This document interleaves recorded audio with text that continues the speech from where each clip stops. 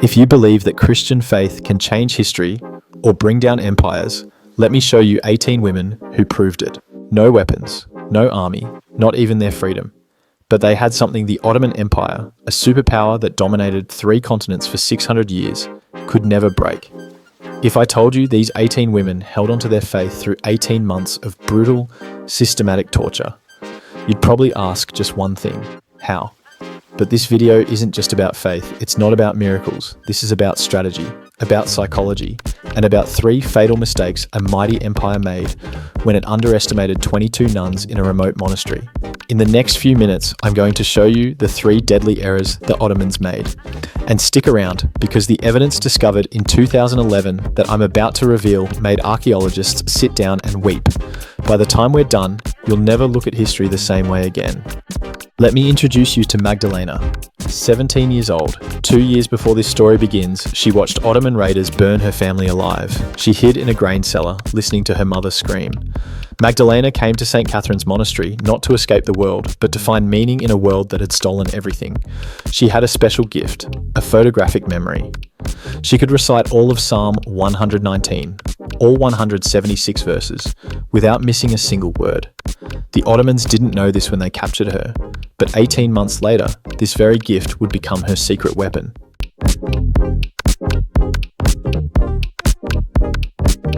To understand why this story matters, you need to understand the machine these 22 women were up against. In 1453, 8 years before they captured Magdalena, the Ottomans did the impossible. They took Constantinople after 53 days of bombardment, the jewel of Christianity. A city that had stood for 1,000 years, gone in a week. But the Ottomans didn't just conquer land, they conquered identity. You don't defeat a civilization by killing people, you defeat them by erasing who they are. The Ottomans had a 3-stage strategy. Stage 1 was physical conquest, smash the walls, take the city, but keep the people alive.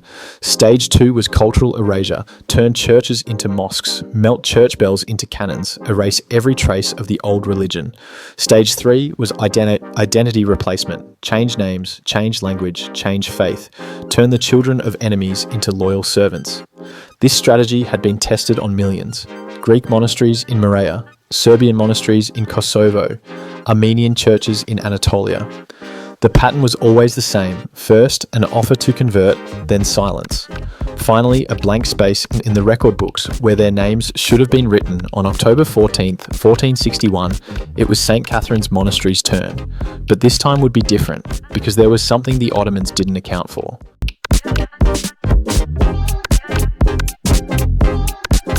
October 14th, 1461.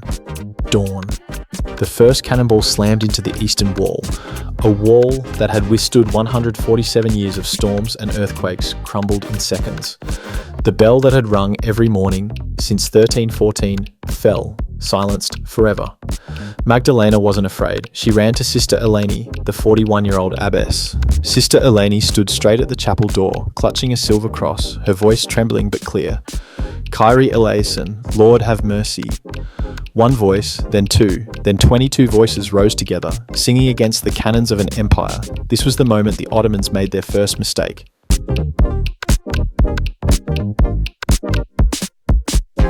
The first mistake, they thought hunger and darkness would break these nuns.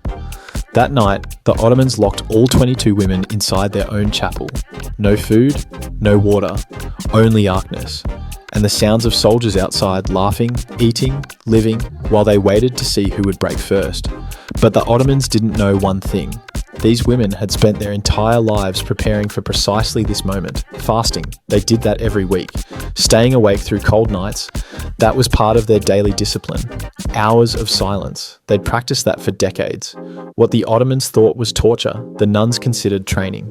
The first night, the 2 youngest sisters from Corinth collapsed in tears. Their crying echoed off the cold stone walls. Magdalena couldn't bear it.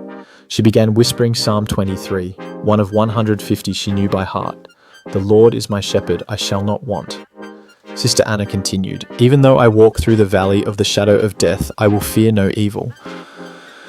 Then another. Slowly the crying stopped. On day 3, the door opened. Captain Mehmet Bey, his name recorded in Ottoman archives, entered with an interpreter. "You are not criminals, not enemies. You are simply mistaken. The Sultan is merciful. He grants you new life, new names, protection. All you have to do is speak the oath." Silence. Sister Eleni stepped forward, face calm. She looked straight into his eyes. "Tell the Sultan we gave our lives to God decades ago. What you see already belongs to him. What more can you take?" Mehmet Bey wasn't angry. He smiled, a cold smile, because he knew something the nuns didn't yet understand. The Ottomans had perfected the art of breaking people without killing them.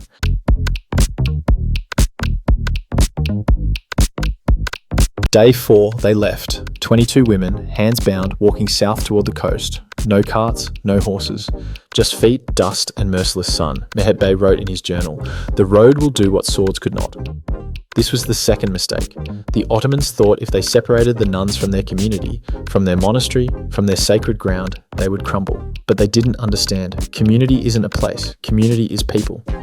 Day 2, Sister Theodora, 58 years old with chronic knee pain, collapsed. She tried to stand. Her legs wouldn't hold. Magdalena and Sister Anna wouldn't leave her behind. They lifted Sister Theodora up. Each step was a battle against despair. By nightfall, Sister Theodora was unconscious. By morning, she was gone. They buried her with bare hands. No tools, no ceremony, just earth and whispered prayers. Mehmet Bey wrote in his journal, discovered 462 years later in the Topkapi archives. 21 remain. Day 5, Sister Callista, who hadn't spoken since the monastery fell, simply stopped walking. She sat down in the middle of the road, closed her eyes, and didn't get up again. They left her there. Mehmet Bey wrote, 20 remain. 7 days later, when they reached the port of Volos, only 18 sisters had survived. But something had happened on that road. The nuns stopped crying, stopped begging. They walked in silence, but not the silence of defeat. This was the silence of those who had chosen. Each footstep became a prayer. Each breath became an act of defiance. Survival, in this moment, became the highest form of resistance. The Ottomans thought they were breaking the nuns, but they were actually forging them into something unbreakable.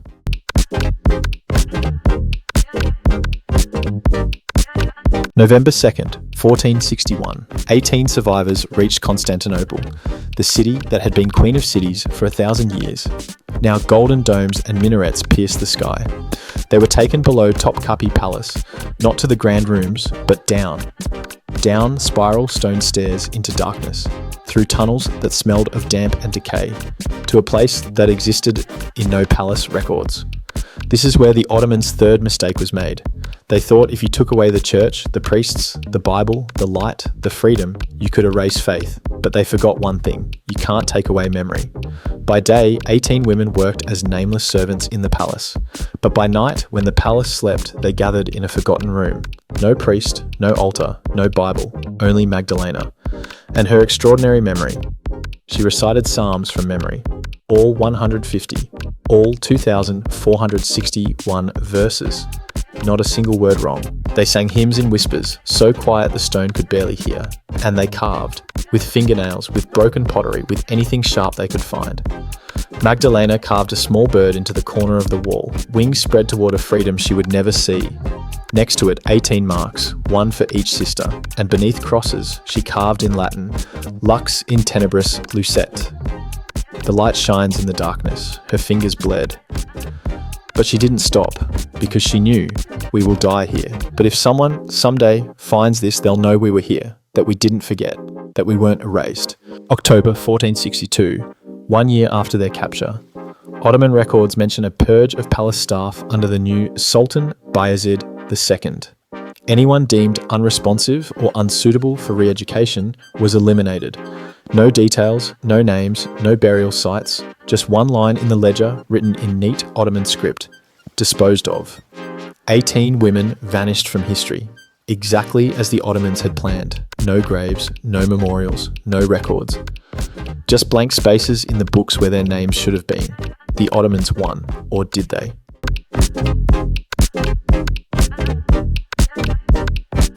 (2011), 500 years later. Renovation work at Topkapi Palace. Archaeologists broke through a false wall in the old section of the palace. What they found made them stop. Crosses carved into stone, dozens of them, small, crude, carved with fingernails or pottery shards. And beneath the crosses, carved in Latin, Lux in tenebris lucet, The light shines in the darkness. They found Magdalena's mark. A small bird carved into the corner. Next to it, 18 marks, one for each sister, but only 11 marks were complete. The rest faded into nothing. They found something else, traces of wax, not Ottoman candles, but older wax mixed with herbs, the kind nuns made from beeswax and lavender. It meant they had kept their rituals for years, carving crosses in darkness, whispering prayers in a language the empire tried to silence. One of the archaeologists, a 50-year-old man with no religious background, said later, "When I saw those carvings, I had to sit down. I couldn't stop crying. These were women who refused to be forgotten. And they won."